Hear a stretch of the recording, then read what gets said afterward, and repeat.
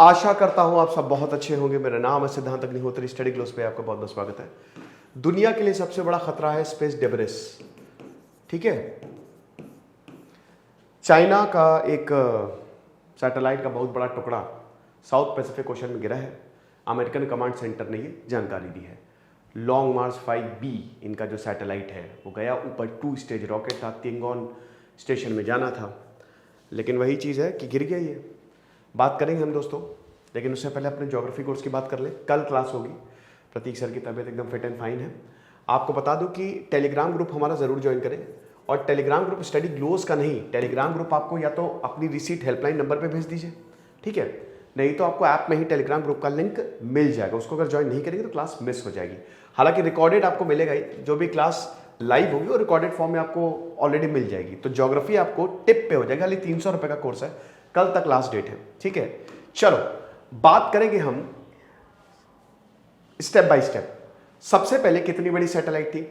One of the pieces was left over. मैं आपको देखिए, मैं ये पढ़ूंगा और आपको बहुत बढ़िया एक एक चीज क्लियर कर दूंगा। One of the pieces was left from the core of the stage of the rocket that was about 30 meters long and weight between 17 से 23 टन। तो एक जो पीस है, जो core stage of the rocket था, वो 30 मीटर था। अभी खाली आप सुन लीजिए।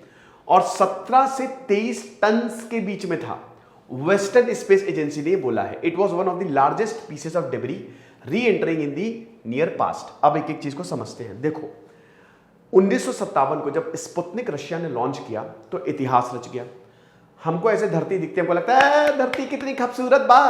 कुछ नहीं खूबसूरत बा, इतने कूड़ा करकट है ना वहां पे।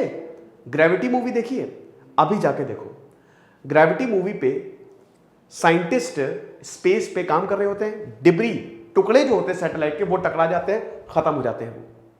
मेरा कहने का मतलब ये है कि हमको धरती बाहर से अच्छी लग रही है, लेकिन जब आप इसको एक्चुअल इसका रियल टाइम इमेज देखेंगे ना, 6000 से ज्यादा सैटेलाइट्स जो बेकार हो चुकी हैं, वो लगातार उसके टुकड़े जो है वो घूम रहे हैं। अब इसका मतलब क्या हुआ? बहुत तरीके की सैटेलाइट्स होती हैं। सैटेलाइट्स ऊपर जाती हैं, सैटेलाइट्स ऊपर गई, मैंने क्या पता 1957 में रशिया ने स्पुतनिक सैटेलाइट भेजी। अब जब सैटेलाइट ऊपर गई तो सैटेलाइट चक्कर लगाएंगे, लेकिन एक टाइम पे सैटेलाइट बर्बाद हो जाती है, खत्म हो जाती है। जो साइंटिस्ट होता है उनका नियंत्रण नहीं रहता। अब वो बेकार हो गई, लेकिन बेकार हो गई तो वो साइंटिस्ट को कंट्रोल नहीं कर सकते, तो वो बेकार सैटेलाइट आवारागर्दी करेंगी और धरती के चक्कर लगाएंगी। अब ये क्या करेंगी? आपने दूसरी सैटेलाइट छोड़ी, दूसरी सैटेलाइट के साथ भी तीसरी, तो हर देश अपनी सैटेलाइट छोड़ता है, तो ये सैटेलाइट एक दूसरे से टकरा भी जाती है। अब जब टकराएंगी, जैसे दो चीजें टकराएंगी तो और वो फैलेगा ना, दो चीजें टकरा के और टुकड़े होंगे, तो वो टुकड़े भी घूमेंगे। तो कहने का मतलब ये है कि बहुत सारे सैटेलाइट्स के टुकड़े लगातार घूम रहे हैं, जिसको हम स्पेस जंक कहते हैं, जो कि बहुत ज्यादा दिक्कत की बात है। अब दोस्त, अब आप बोलेंगे सर लेकिन ये तो चाइना की बात है।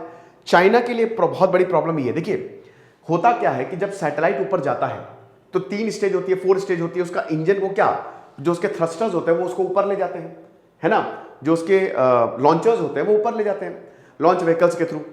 तो वो क्या करेंगे जब वो सैटेलाइट तो वो है, आप ऐसा समझ लीजिए कि आप कार में बैठे हुए हो और कार जो है वो लॉन्च व्हीकल है, आप में ना आपको डेस्टिनेशन तक पहुंचना है, तो सैटेलाइट को ऊपर छोड़ के ये वापस नीचे आते हैं, ठीक है। तो अब क्या होता है ना, वो जो इंजन है, वो जो लॉन्च व्हीकल्स है वो एक एक करके नीचे गिरते हैं।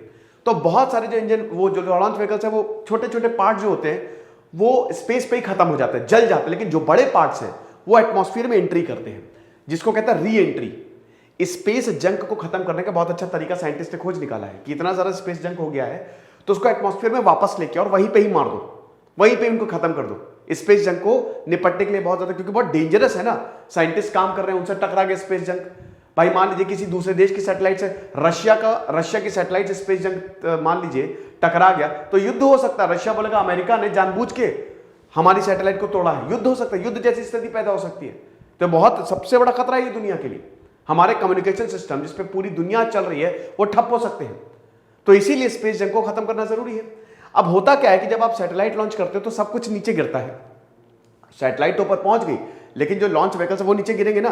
1978 में कॉस्मोस जब छोड़ी गई थी तो उसका न्यूक्लियर से भरा हुआ पूरा का पूरा वो जो लॉन्च व्हीकल है वो नीचे गिरा था, ठीक है। बहुत बुरी हालत हो गई थी उस समय। ऐसे ही दोस्तों चाइना के साथ, अमेरिका के साथ होता है, लेकिन चाइना के साथ बहुत होता है। 2019 में चाइनीज सैटेलाइट का इतना बड़ा पार्ट गिरा था कि वो पूरा घर उसने तबाह कर दिया था। तो इसीलिए चाइना का जो रॉकेट है, पता नहीं कौन सा रॉकेट, दिवाली का रॉकेट बनाते हैं क्या, कि मतलब ऊपर जाता है और कुछ ना कुछ इतना बड़ा इनका पीस नीचे गिरता है कि क्या पता है, समझ रहे हो। तो इतना बड़ा पीस ये गिरा है। हालांकि इंसानों से टकराने की संभावनाएं इसकी ना के बराबर होती हैं। आपको बता दो कि 6 इन 10 ट्रिलियन, 10 ट्रिलियन यानी कि खरबों बार में ये 6 बार शायद टकराएगा इंसानों से, क्योंकि इस तरीके से इसको ऊपर भेजा जाता है कि अगर ये गिरे भी तो समुद्र में गिरे। लेकिन चाइना के साथ ऐसा नहीं है। चाइना का कहीं फिलीपींस में गिर रहा है, कहीं नदी में गिर रहा है, कहीं गांव में गिर रहा है। चाइना का ऐसा हिसाब किताब है। ये चीज है। कितना डेंजरस है। एयर नेविगेशन अथॉरिटी ने अपने एयर स्पेस को बंद कर दिया 40 मिनट के लिए। आपको पता है, क्योंकि अनकंट्रोल्ड था। अनकंट्रोल्ड एंट्री मैंने बता दी ना, ठीक है। जो वही जो ये इनके डिब्री होते हैं या जो थ्रस्टर्स, वो जब वापस एटमॉस्फेयर में एंट्री करते हैं, वापस आते हैं, तो ये जो स्पेस ऑब्जेक्ट CZ-5B था, ये इतना डेंजरस था कि अनकंट्रोल्ड और काफी बड़ा स्पेस, एयर स्पेस तक बंद करना पड़ा।